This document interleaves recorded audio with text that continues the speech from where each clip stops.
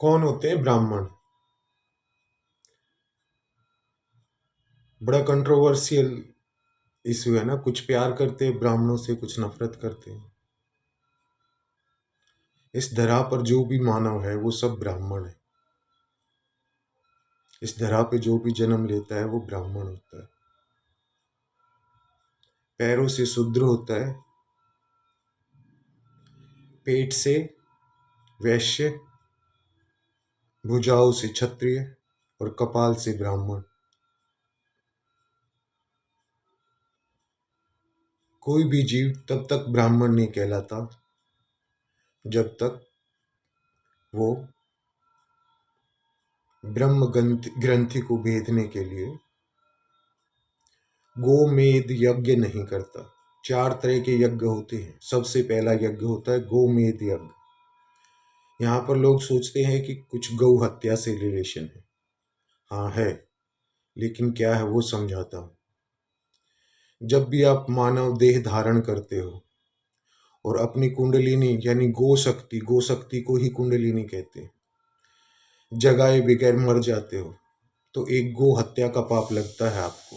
यानी जितने जन्म आपने कुंडलिनी नहीं जगाई और जन्म लिए धरा पे, उतने ही गो हत्याओं का पाप लग जाता है आपको।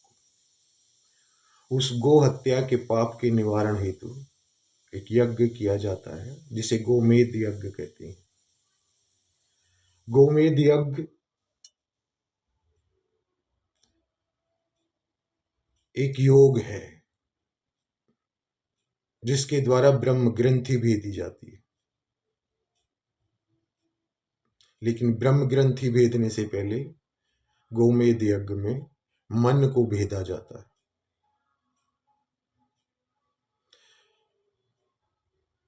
पंच महाभूतों में जिसे आप ईश्वर बोलते हो वो मन है। सबसे पहले मन की सत्ता पर विजय पाई जाती है, वही गोमेद यज्ञ। उसके बाद दूसरा यज्ञ होता है अश्वमेध यज्ञ। ये सूर्य यज्ञ है, अग्नि यज्ञ। इसमें इंद्र जगाया जाता है। अश्वमेध यज्ञ का मतलब है कि जो आपका शरीर है इस पर विजय पा लेना, स्वयंभू बन जाना, ये अश्वमेध यज्ञ है। यानी आपके शरीर के जो हिस्से हैं, हृदय है, जिगर है, धड़कन, रक्तचाप, श्वास,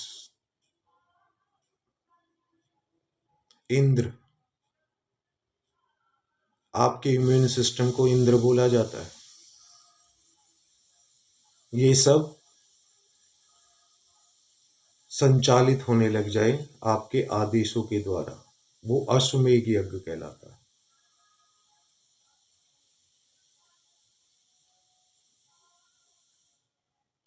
रुद्र के आदेश का पालन होने लगता है तो सब पालन करने लग जाएं, वो अश्वमेध यज्ञ होता है। उसके बाद शयन यज्ञ आता है, तीसरा यज्ञ,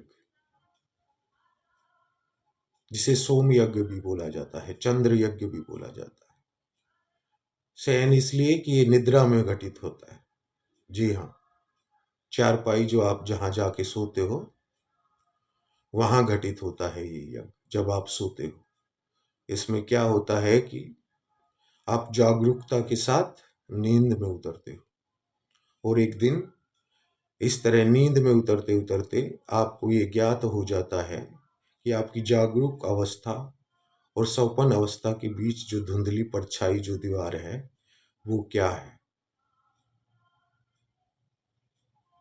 उस परछाई में ठहराव का ज्ञान हो जाता है। श्वास जहां जाके ठहरते हैं उस जगह का ज्ञान हो जाता है। केवलम सिद्धि होती।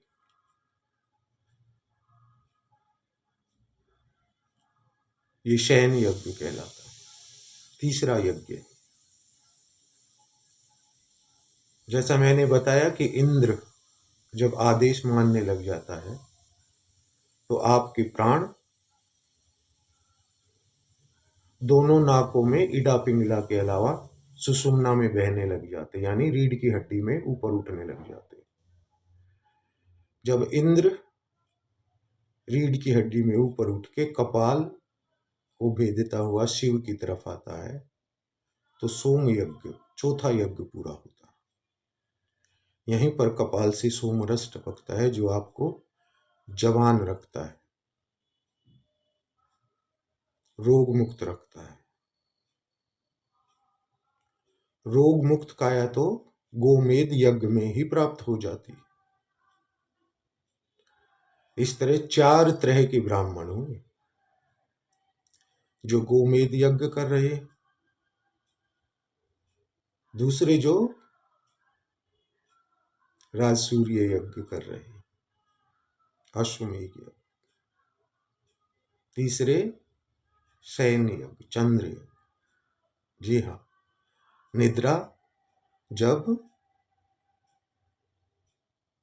जड़ता से तप में बदलने लगे, वो यज्ञ, शयन यज्ञ।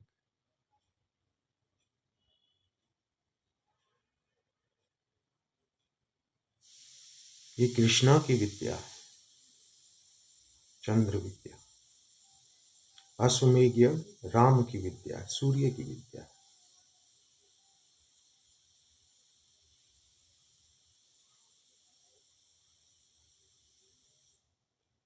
ये सब विद्याओं के बाद जब जीव ओंकार में पहुंच जाता है,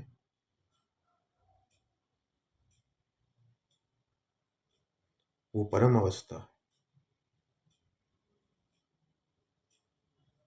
देखो कौन कौन गो हत्यारा है और कब तक गो हत्या करते रहोगे।